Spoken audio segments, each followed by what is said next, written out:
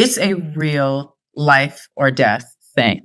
Like you can really slip into a coma. You can really like fall so low, you're out of here. People who don't understand how important this is. And we do.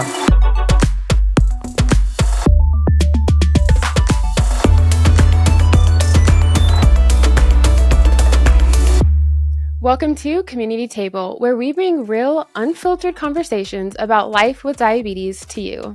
I'm your host, Tiana Cooks, and in this episode, we're diving into what it's really like to navigate type 1 diabetes as a family. There's no one better to share that perspective than Shelomi Sanders and her mom, Pilar Sanders. Shelomi is a Division I basketball player, a Dexcom U ambassador, and a rising voice in the diabetes community, and we're so excited to have her here today. And we can't forget about her mom, the iconic Pilar Sanders. Pilar is an actress, TV star, entrepreneur, and philanthropist who has walked every step of this journey alongside her daughter. Oh my gosh, I am so excited to have you both with us here today. Thank you for having us. Let's get into the conversation. Pilar, take us back to when Shelomi was very first diagnosed with diabetes. Is there something that you remember the most about her diagnosis or just that moment in general? Oh my goodness. I remember she was in school and I went to see her for lunchtime. I noticed she was kind of peaked. She was green. Her aura was green to me and she smelled really, really sweet. And I was like, oh my gosh, something is wrong with you. Something is so wrong with you right now. We need to get you to like the hospital. But she was just like, oh no, I'm fine. And, we noticed that she was drinking a lot of water and she was going to the bathroom. But it wasn't so like that alarming because she had started to work out a lot. And she was like, I'm eating better now. And, I'm working out and I'm drinking just water and da. And then all of a sudden she was diagnosed. She was rushed to the hospital and diagnosed with diabetes. And upon that news, obviously, as a mom, like you almost torment yourself. Like what happened? What did I do? What did I miss? For a minute, you kind of blame yourself. And then immediately I just started to do a lot of research on type 1 diabetes. And so you're faced with, okay, this is a life-changing situation because now everything is altered. You can't just pick up and go or pick up and eat anything. And, it's a very delicate situation when you're coming from, living life kind of carefree, basically, to, oh, you need insulin every time before you put anything in your mouth. It was like very scary in the beginning. You know what I mean? This is not a bad thing. Your body's just telling you something else. Feed me a different way. Watch me a different way. And just pay attention. And how did you feel during that time after you were diagnosed, Shelomi? Just weird. Like, I just know I wasn't like everyone else. And I had what's seen back then, I had limitations. And it was just very odd, just weird, just having to leave a couple minutes before lunch to go take my insulin, check my blood. It was just very strange to me, just very unfamiliar. It was very tiring too. It took her a minute to really accept this battle. I was in denial for a very, very long time. A very, very long time. I mean, this girl was a tough cookie. She was really fighting it all the way through. She would go into full body cramps and we're trying to figure out what is going on with her. Well, was it because you weren't taking your insulin? Is that what happened? Oh, we don't know to this day. We thought it was dramatic until we experienced the body cramps. I will have to say that. Yeah. The doctor just so easily was like, oh, she's not taking her medicine like she should. And we're like, what? Like all of that? What?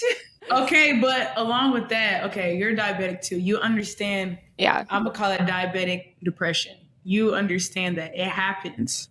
You were just like burnt out. There. Yeah. I could tell that you both have a really good relationship. Was it like this even before your diabetes? Have you guys always been really close? Yes. Yeah, that's so good. Absolutely. I birthed her. I'm her mother. I literally birthed her before. She was a baby that never got put down.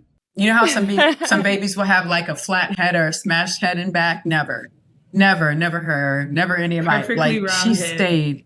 She stayed on my hip. Just there. Shelomi, I know you said you were 13 years old when you were first diagnosed with diabetes. Can you walk us through what you remember most about that? So I had, like, when you get diagnosed, they send you home with a little book to count whatever your blood sugar is, what you ate, and how many carbs. So I was on that for a long time.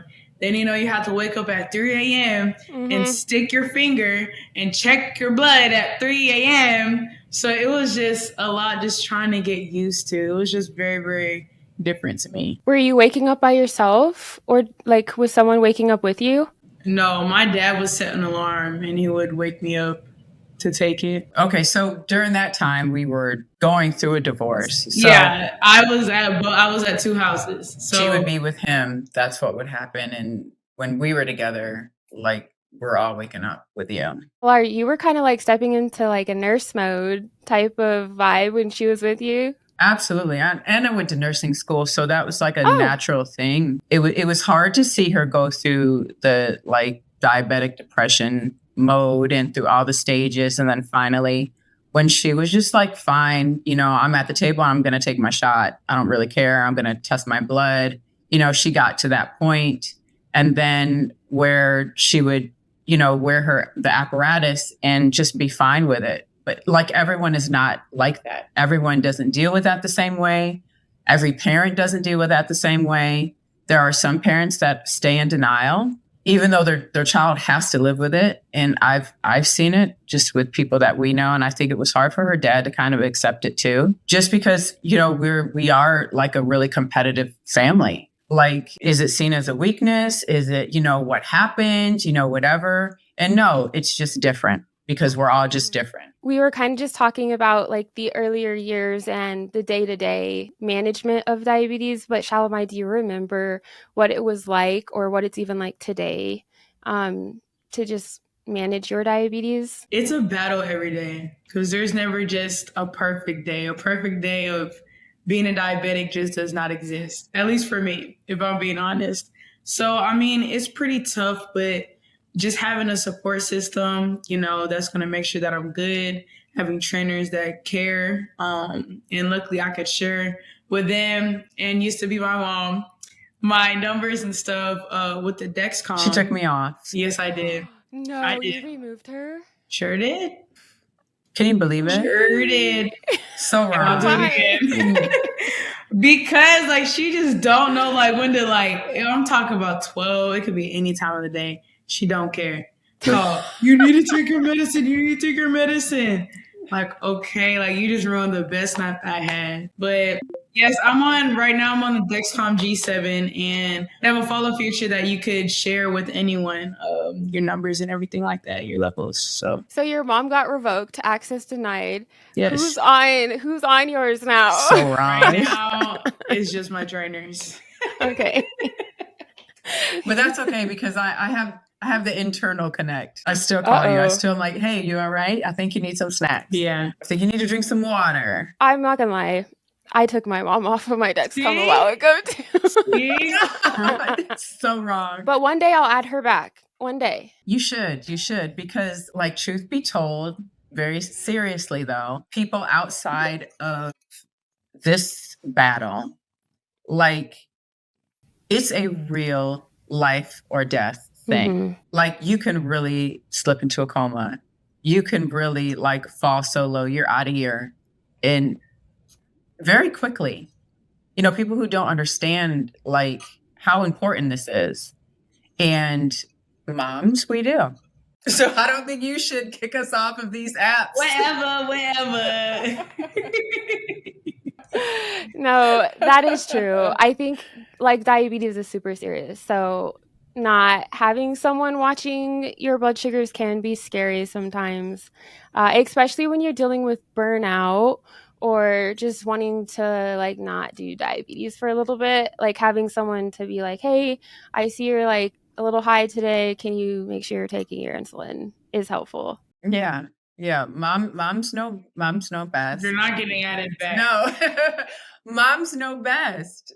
I'm telling you. And you guys are young ladies and you have a lot of things going on. You're living life. You're busy. You're emotional. Your hormones. And then it's always very helpful to have someone there who is there for your best interest all the time, at all times, just for you. You're still not gonna add. And in the back of my head, like I never stop worrying about my diabetes. Like it's a constant thought, you know what I mean? Like I never wake up and I'm like, oh, it's gonna be a great day. It's like I wake up and I'm like, what's my blood sugar? Like what we gonna do today? Yeah. What type of therapy having? Exactly. And so when you were growing up, like were there ever any things that you were worried about, or Pilar, that you were specifically worried about? I would say the main thing that I was worried about was how other people viewed me. Mm-hmm. Because just school, like, oh, why does she get to leave early for lunch? Oh, why does she get to have this snack or whatever? It was just more of what the outside thinks of me, and more of, okay, I'm different now. Like, I got to change some stuff. Like, it's never going to be how it was. So for me, I was worried or concerned about her mental capacity for all of it. Like she never really struggled with her identity. She never really struggled with, who am I? Am I accepted? Do I need to be accepted? That really wasn't a thing in our household. Confidence was never a problem in our household. So to actually see her be concerned about what people think, that was like a no-go for me, because we all battle something in life. This happens to be one of the battles that she's battling now. It was really like always staying a step ahead, always staying on her mental, always staying in her head. So even when she's away from me, she'll see my face like, Shelomi, watch what you're eating, or whatever, you know what I mean? Don't worry about what people think. But I'm not gonna lie, to add on, like, sometimes I still feel like, okay, what do people think? Just because, when your blood is low and it's gonna beep alerting you, and I'm in class just quiet and it's beep, beep, beep. Yeah. And then when my insulin is low and it alerts me, okay, insulin is low, like all of just the noises, and I know it's coming from me, but I just sit there and act like, what is that noise? Like, what's going on today? Knowing that it's me. So I still kind of, in a way, battle with that, but it's not as it used to be. Like, it's not like I look down on myself more. It's just oops, like, what's that noise, y'all?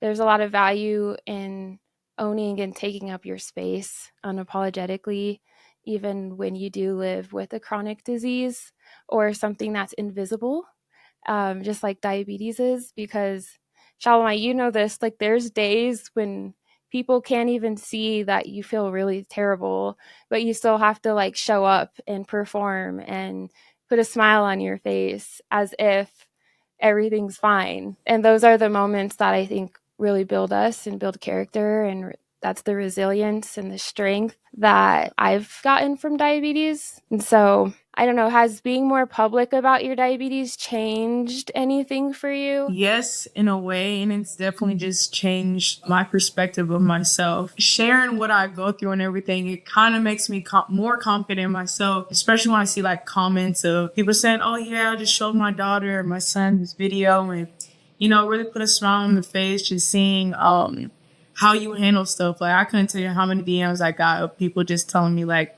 keep on going, you're doing great, like you're encouraging me and someone I know. So it helps me just want to be better. It helps me want to take care of myself more, just knowing that, okay, there's people out there looking at me, looking up to me. So I would say it definitely helps and changes me for the better. Along this journey, like how has the support with you and your mom changed? I don't think you guys live near each other, but I know you're with each other quite a bit.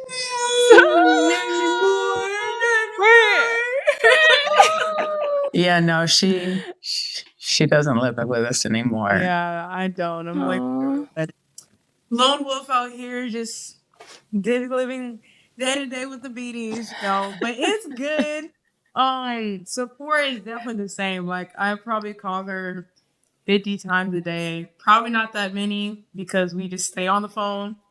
Like, she's the only person I talk to. This is my only friend right here. So as Shelomi's become more independent, which of you are like ordering your supplies and making doctor's appointments? And I do everything. And let's just put this out there, okay? My job in the family is to order. Okay. That's been my job. When I'm talking about, I'm away in college, miles, hours, days away. And she calls me to order her something. That's down to So that role's just never gonna change. Like I handle everything. Like I'm trying to, adults. Like I'm cooking more by myself. Like it's giving very adult. So Very much so. Very much adult.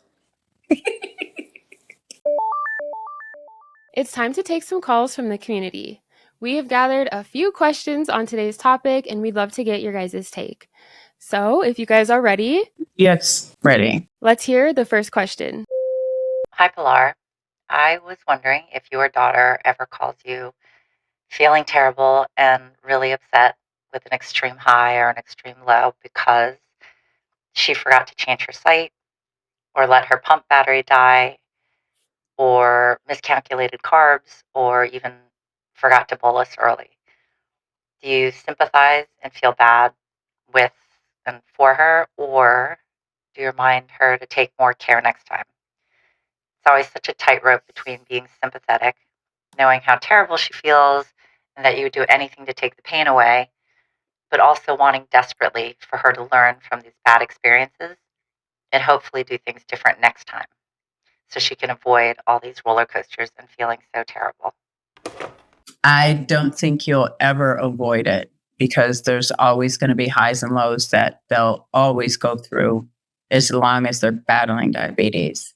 I'm always mixing it with love, I believe. That's how I think I'm coming across. That's how I think I am.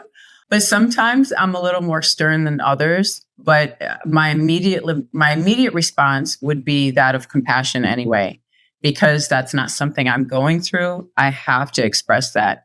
And I always want to keep the door open for her to feel comfortable, to come to me at, those times when she's like completely exhausted with it all. And she's, trying to throw in the towel. I always want that door to be open. I always want her to feel like she can come to me no matter what. So my immediate response is to receive it, to let her know I hear her, to empathize with her, to show that compassion, and then to walk with her through, okay, how can we change this for next time? But it's a mix of love, compassion, and empathy all at the same time, pretty much all the time. But I would like to add on, coming from an actual diabetic, we appreciate the support. But it's sometimes like, no matter if it's you're starting on it or you're trying to be like compassionate, we're going to have times where it's like, just stop because you don't understand what I'm going through. So anything you say, like, I don't want to hear it because you don't know what I'm going through. Like, it's easier said than done, but you're never going to experience this. But we do appreciate, like, Right, everything that y'all bring is just that fact. Like, you're not going through. Right. And however it comes across from you, like parents, the people who are not going through it, you cannot take it personal.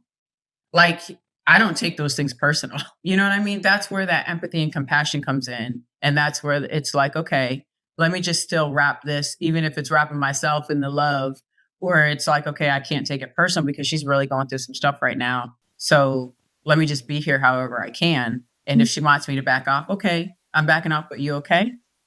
I'm backing off, but you all right? Okay. Right. You still good? And you have to find a way to, work with it with humor, work with it with love, basically, and knowing when to push and when not to push. So it's like a fine line all the time. Before we wrap, I want to get some advice from you both. But Shelomi, what would you tell a teen who's just starting this journey or trying to navigate life with diabetes right now? I would definitely tell them to be open with peers that also are experiencing the same thing. Someone that you could talk to, relate to, just vent to, and they know exactly what you're going through. It's very special, and it definitely helps me. Like, Like, so I'm not crazy. Like, this is, so I feel like just really finding a community that you could talk to and that you're comfortable with. That, and also be unapologetically you. Don't try to hide anything for the convenience of other people. Be you, be loud, and be proud about it. And yeah, just who cares what anyone thinks? Who cares what anyone says? Like, this is your journey, this is your life. And like my mom said, what did you say, mommy? I was about to say, what did I say, baby? No one can be you better than you can be you. That's That's exactly right. what she said. Yep. And Pilar, I have a question for you too about parents who are trying this out for the very first time. Is there something that you wish that you would have known earlier on? Just to stay present as much as possible and to make sure you leave that door open and in a very non-judgmental way, in a way that makes your child feel comfortable coming to talk to you and not taking things personal. Like, I don't care if I get on your nerves with me asking how you are and about your well-being. Or I don't care if you're tired of me telling you to take certain snacks or to eat better or to make sure you drink enough or, detox or whatever. It doesn't bother me. I don't care if you get mad about that because this is my position in your life. And this is why I'm here. I think we should end this episode with Shelomi. What are your 3 favorite things that your mom does do when it comes to your diabetes?